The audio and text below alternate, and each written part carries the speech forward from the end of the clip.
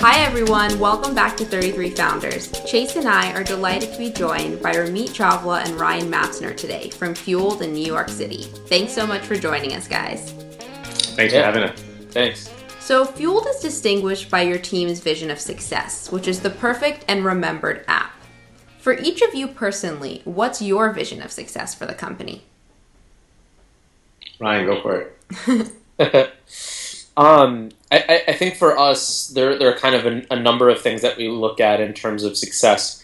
One is the simple viability of the business, being able to generate enough revenue to sustain what we're working on. And part of what I mean by that is not just staying in business and working on the projects we're already working on, but being able to afford ourselves the opportunity to work on passion projects, side projects, things that the company owns, and projects where we're involved with an equity stake instead of just taking it on as a standard cash-only client.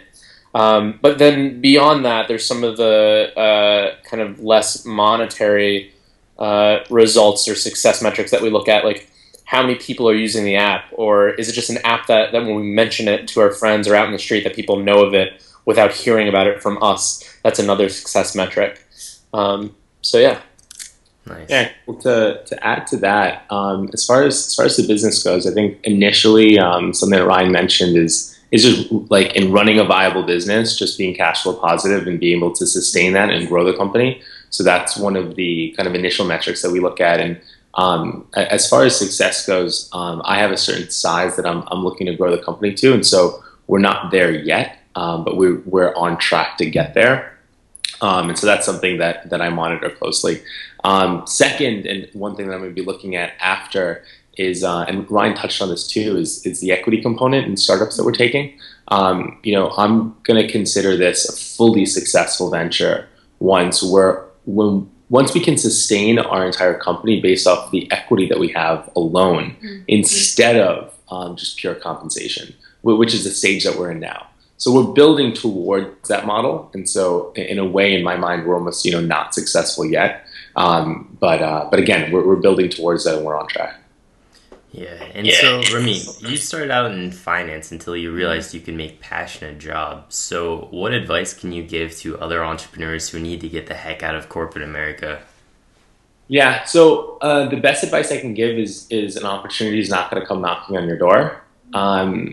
You just have to dive into it. The best thing that happened to me is there was a conflict between my boss and I about the time that I came into the office. And that resulted in that was like enough of a catalyst in me leaving. And I'll always remember that, and I'll always be kind of grateful for that as like a character flaw maybe in me. But that gave me the ability to just say, this obviously isn't working out, or it started the conversation basically. And so, I recognize that everyone needs like some type of catalyst. Sometimes you just have to create your own. But opportunity is not going to come knocking at your door. You should, if you're not into it, you should jump ship. So can you reframe that then for maybe a college kid, straight out of college without the resources or connections that someone might have in corporate America? Yeah, so you actually, what's interesting is a kid right out of college and someone that has connections in quote-unquote corporate America, or someone that's been working in corporate America, are actually both on the same level playing field. When you start off in the startup space, everyone's starting off at just base level, and they're all building from there. So I don't think it's any different for someone graduating from school. All right, so Ryan, you've talked a lot about the competitive vibe at Fueled Collective. And with startups coming in at 6 a.m. and leaving at midnight and working on the weekends, how does that foster an environment where people want to work harder? I think I got the whole question, but so in terms of the hours that people are here and how it influences others to work, I think people need to be even more conscious than usual about a work-life balance. When in a co-working space, because you have a lot of these startups and founders that are here at all hours and kind of working 24/7, it seems.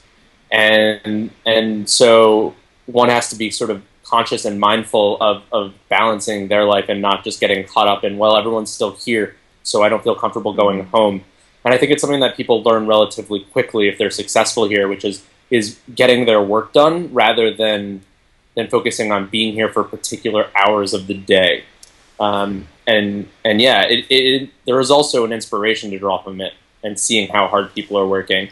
And I think it's finding what you're passionate about and then diving into it and not being afraid to be here on a weekend or late at night if you need to. But when you don't, not being here late unnecessarily.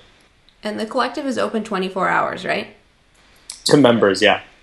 It's pretty awesome. So next I want to talk about competition at Fueled specifically. So you guys work with designing apps, and as you build apps, of course, what you want to do is get on the top 10 lists. With that always changing, how is competition evident in your culture to build the best product possible?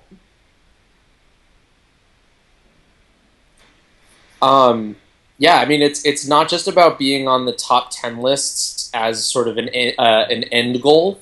That's just something that helps you along the way. Being on a top 10 list is a temporary boost. It'll get you a little bit of attention, but it's by no means sustainable. And it's absolutely not something that you should expect or plan on as part of your route to success. It's sort of a nice to have on the marketing front. It's worth a little bit of effort to do, but you're not going to get on that list if your other marketing efforts aren't effective. And if your other marketing efforts are effective, you don't need to be on that list anyway. Okay, so Ryan, can you explain that a little bit more for people who are trying to build apps? So a startup who's coming to you with an idea, what plan do you take them through to build an app that you said can be moved to the homepage of an iPhone or an Android phone? Yeah, so the idea is to build products that are compelling. We have this phrase that we toss around here called DSD, which stands for download, smile, delete. And so many apps fall within that category. And we work really hard to make sure that the products we're involved with don't fall into that category. So it's thinking about how a user would see this app and what utility they're gaining out of it. There are all sorts of ways to get people to download an app, and those are different oftentimes from getting people to continue using an app. So it might work to offer a bribe or some sort of reward for the first download and first use. And getting someone to use your product the first time goes a long way towards getting them to use it a second, third, and fourth time. But you can't rely solely on that bribe. There has to be an actually really compelling use beyond that first sort of reward setup. It's just unsustainable. And I think a lot of users or a lot of product creators don't really think about that. They just think about, hey, I want to provide a whole bunch of different utilities, and I'm going to throw everything in there. And they also don't think about the sort of chicken and egg problem, the network effect of how do you get users on in the first place. So creating a really compelling experience for a user of one is also something that needs to be thought about. And then creating an experience that's further enhanced by having additional users goes a long way towards getting those users to invite their friends. So what can brands be doing right now to stay ahead of the mobile trend? I mean, how do they design that sustainability? Yeah, so just to touch on kind of what Ryan was just mentioning, one of the main differences between us and, say, a normal agency, their goal is to kind of, as you had mentioned it, like get on a top 10 list, get a bunch of downloads, get a bunch of eyeballs, and run some type of marketing effort. The way we're different is we're always looking to build like a solid technology product, which is what Ryan's referring to here. Is like, hey, we want to build something strong that people can come back to. Our goal is always to build a business as opposed to a campaign for a brand. And so in your question now is like, hey, well, how does a brand really come into play? I mean, a brand should start thinking about how they can extend their brand and actually building a real product that people want to use, as opposed to just thinking about a campaign or just a marketing effort. And that's the kind of the major difference. So as I was saying, you guys are both just swanked out in style over there, and your office is also styling. So how can a brand make themselves stylish as well? Everyone's seeking to be like this cool brand. How do you guys do it? Yeah, so I mean, what I would say is just for everyone to just kind of own whatever their differentiator is. Just own it, right? If in a way, just be yourself, and then just make that exponentially you. So if you have one quirky thing, just bring that out. If you're into something, just go at it. Don't try and contain it. So for me, I like to dress up, so I just do it on a regular basis. Ryan just happens to like to enjoy, dressing up as well. And he spent some time in London, and he's been influenced by his travels, and so he does as well. It's not necessarily like, hey, Ryan, you have to dress up. It's just, he's into that. And we've seen some of the other people at the company kind of, as they, and from when they initially joined to, after a couple months in, slowly start to change their attire because they saw it was, it was fostered in a way. It's contagious. Yeah. But what's really interesting is it's not people imitating or trying to dress in the same style as one of us. It's people sort of realizing or being inspired to find their own way, their own style, and that's really, really fun to see. So as you talk about that journey, what spurs creativity for each of you guys? Yeah, I mean, for me, believe it or not, and I think it's sometimes like a cheesy answer, but it's New York City for me. I typically walk to work, and just in that walk alone, I'm normally inspired. I mean, even just we don't even have that much architecture here, but even just the minimal architecture that I see in the older buildings that I see out. Whenever I'm in London, I'm inspired too. There's just a lot of attention to kind of the old world England that I draw a lot of inspiration from. And if you've ever been to the office, you'll start to see that kind of inspiration manifest itself. Yeah. How about you, Ryan? I think it's relatively similar. It's really easy to draw inspiration from not just this city in terms of the physical structure, but also just the other people that are here.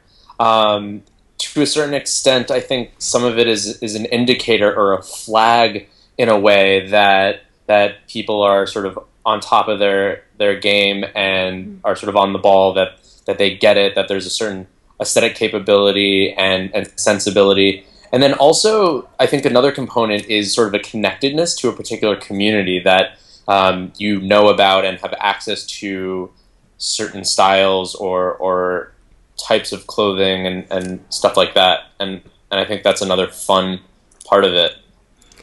So once you've created something and the app is finished, do you have like a 12-hour period where you leave it completely and then you come back and reassess what you've done? Or...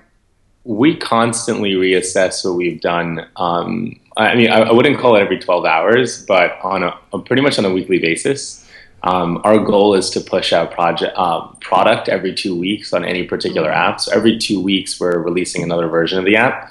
And that version of the app is the kind of the small edits that we've realized that we want to implement, any bug fixes, and then, 1 or 2 new features. And it's like a constant cycle of, hey, okay, a couple things that we want to change that we've already released from before, a couple new features and a couple bug fixes. And every 2 weeks, we're just constantly playing in this iterative cycle of, building out the product and maybe in some cases removing features, which is one of the things that we've seen that has the kind of biggest reaction is actually, we thought we needed something, but actually it was just too much of a distraction for users and just then take it out. Yeah, in many ways, the best inspiration comes from actually doing stuff. So it's not about sitting back, letting it rest, and then coming back to it. It's really about using it, and then there'll be these natural cycles of rest and revisitation. And oftentimes, it's impossible to really make the best decisions until you're actually using and playing with something. And that's a reality that we take into account, as well as sort of the general industry best practices. That's sort of part of the point of agile development. Yeah. So now you've said that Fueled would not be the same in any other city, but do you think that every city needs a sort of Fueled to drive the startup ecosystem? I don't think so. And I wouldn't say we drive the startup ecosystem No, you in New do. York. Everyone knows it in New York. No, we're a small part of it, and we're definitely a manifestation of the city, and it's just kind of like a fun place to work and a fun vibe. I think just like we were saying, everyone needs to be kind of themselves. Every city will naturally create its own type of vibe for the technology scene, for the entrepreneurial scene. And those will manifest naturally, and that's the best way for them to come up. I think forcing a different vibe on a city isn't really conducive. So do you think a collective's type of workspace is only appropriate in the cities that are receptive to it, or can you bring it to a city and almost teach them to work in this way? I think there's already a movement for people to work together. I think that's just like a cultural thing that has been changing. We went from straight up all offices, like closed door, to kind of partition spaces like cubicles, to now open offices. And I don't think someone needs to come in and press upon the population that this is what they need to do. I think it's just something that naturally happens as there's a shift to being more modern in a workplace. And and there's not all positives, right? I mean, there's like, you used to have a lot more than what you used to have. Around like 100 square feet per person was like your average, and that's been shrunk now with like the open office spaces. Each individual has a lot less space. Also, we had mentioned it before, the need for headphones now in spaces where you didn't really need them. Of course, there's more collaboration as a result of it, but there's positives to having kind of quiet spaces. And I know in my next version of the collective, I'm going to try and embrace that more. Right now, what I've done is I've taken all that extra space that you would have had as an individual and made it communal space. So there's a lot of kind of hangout areas that you can go in and just like chill on a couch or play ping pong, or go make some popcorn or whatever. But yeah, I'm also going to be incorporating kind of like some more quiet spaces in the next version. So looking ahead then, it seems like the two of you have a really strong vision for Fueled, and a lot of that has to do with international expansion and emerging markets. How does a long-term plan work for you? Do you want everything on your list to come into fruition, or are you okay riding the curve and seeing what happens? So, I mean, that's kind of, again, goes back to like what Agile is. You have a vision that you kind of aim and you drive your business towards. And as you learn, as you get closer to kind of fulfilling that vision, you learn a lot along the way, and you end up naturally pivoting. And so, there is kind of an overarching vision, but we're letting kind of regular market forces determine exactly where we're going to go. So what is your hope for emerging markets? It's similar to the Samwer brothers. And just doing it in a much nicer way. So the Samwer brothers, for those of you guys who don't know, run Rocket Internet, and it's a company that imitates a lot of the innovation that happens in the US, across Europe, and in developing markets. And this was kind of before this vision was kind of created before they were popularized. And I wanted to do something similar to what they're doing in Asia. And again, I say in a nicer way, because if anyone knows the Samwer brothers, I think they're a little bit aggressive in how they go about their tactics, and I want to be kind of the exact opposite. For example, if someone, and we're friends with a lot of the founders in New York City and in the United States, just like in the tech scene in this part of the world. And so if someone has a startup that we feel is viable in Asia, we would want to talk to them and say, hey, listen, we're thinking about building that similar product out in international market, and that might not be a focus for you right now, but what would you look for in the future if you were acquiring a company? Like, let's build towards what you're looking for. We'll build it, and then we're like the most likely acquisition target because we built to what you were looking for. So we want to close with the best piece of advice that each of you have ever received. And Ramit, you wrote in an article that the secret of giving great advice is to give the advice and then be indifferent whether or not people take it.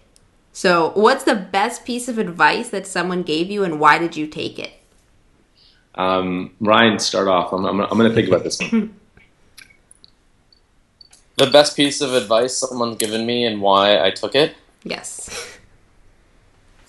Yeah, interesting.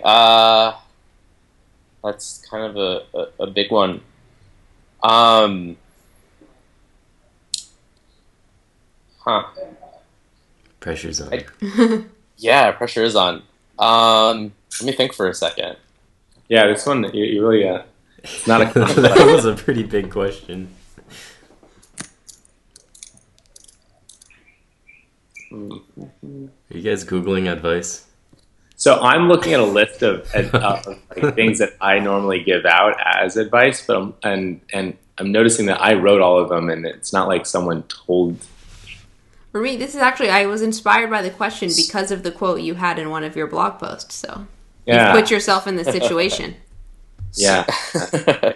Thank you. So I think one of the best pieces of advice I've ever received was kind of oriented around connecting with people and a certain politeness and treating people a certain way.